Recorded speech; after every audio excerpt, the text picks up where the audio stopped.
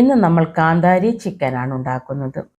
കാന്താരി മുളക് അരച്ചു ചേർത്തുണ്ടാക്കുന്ന ഈ ഒരു ചിക്കൻ ഫ്രൈ ഉണ്ടാക്കാൻ നമ്മുടെ വീട്ടിൽ നിത്യവുമുള്ള ചേരുവകൾ മാത്രം മതി. ഇതുണ്ടാക്കാൻ വേണ്ടി നമ്മൾ 1 കിലോ ചിക്കനാണ് വൃത്തിയാക്കി എടുത്തിരിക്കുന്നത്.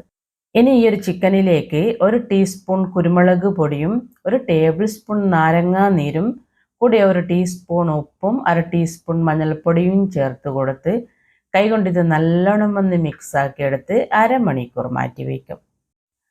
ആദ്യം നമുക്ക് സവാള ഈ ഒരു എണ്ണയിലിട്ട് ഒന്ന് ഫ്രൈ ചെയ്തെടുക്കണം. നമ്മൾ 3 സവാള അരിഞ്ഞു വെച്ചിട്ടുണ്ട്. ഇതിൽ നിന്ന് പകുതി എടുത്ത് ഫ്രൈ ചെയ്തെടുക്കും. ബിരിയാണിക്ക് വേണ്ടി ഫ്രൈ ചെയ്തെടുക്കുന്നത് പോലെ തന്നെയാണ് ഇത് ഫ്രൈ ചെയ്തെടുക്കുന്നത്. ഫ്രൈ ചെയ്തെടുക്കുന്ന സമയത്ത് സവാളയിലേക്ക് കുറച്ച് കറിവേപ്പില കൂടെ ഇട്ട് കൊടുക്കുന്നുണ്ട്. ഇതുപോലെ ഗോൾഡൻ കളറായി വരുന്ന സമയത്ത് നമുക്കിത് എണ്ണയിൽ നിന്ന് കോരിയെടുക്കാം. ഇനി ഇതേ എണ്ണയിൽ തന്നെ നമ്മൾ നേരത്തെ മസാല പുരട്ടി മാറ്റി വെച്ചിട്ടുള്ള ചിക്കനിൽ നിന്ന് പകുതി ഇട്ട് കൊടുത്ത് ഫ്രൈ ചെയ്തെടുക്കുന്നുണ്ട്. ഇത് നല്ലോണം പൊരിച്ചെടുക്കാതെ ഒന്ന് തിരിച്ചും മറിച്ചും ഇട്ട് ഫ്രൈ ചെയ്തെടുക്കാം. ഫ്രൈ ചെയ്തെടുക്കുന്ന സമയത്ത് കുറച്ച് കറിവേപ്പില കൂടെ ഇട്ട് കൊടുക്കാം.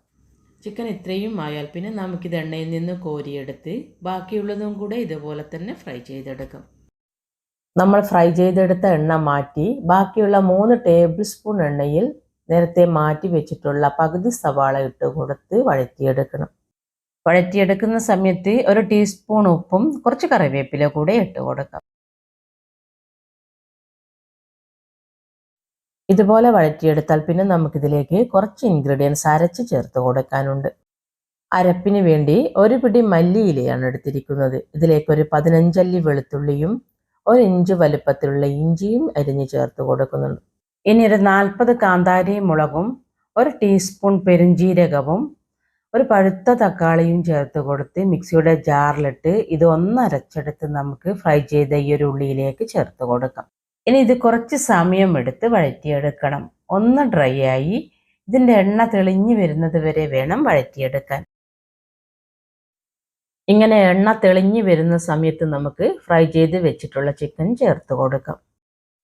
കൂടെ തന്നെ ഫ്രൈ ചെയ്ത് വെച്ചിട്ടുള്ള സവാളയും 1/2 ടീസ്പൂൺ ഗരം മസാല പൊടിയും 2 ടേബിൾ സ്പൂൺ മല്ലിപ്പൊടിയും കൂടെ ചേർത്ത് കൊടുത്ത് ഇതെല്ലാം കൂടെ നല്ലോണം ഒന്ന് ഇളക്കിയെടുക്കാം.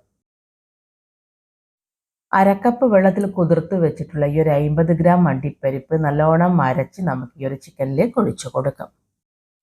മിക്സിയുടെ ജാറ് കഴുകിയെടുത്ത 1/2 കപ്പ് വെള്ളവും കൂടെ ഒഴിച്ചു കൊടുക്കുന്നുണ്ട്. ഇനി ഇതെല്ലാം കൂടി ഒന്ന് ഇളക്കിയെടുത്ത് അവസാനമായി ഇതിലേക്ക് ഒരു 5 കാന്താരി മുളക് ചതച്ചെടുത്തതും കൂടെ ചേർത്ത് കൊടുക്കുന്നുണ്ട്. ഇനി ഇത് ഇളക്കി കൊടുത്ത് ഉപ്പ് വേണമെങ്കിൽ ചേർത്ത് കൊടുക്കണം. 1/2 ടീസ്പൂൺ ഉപ്പും കൂടെ ചേർത്ത് കൊടുക്കുന്നുണ്ട്.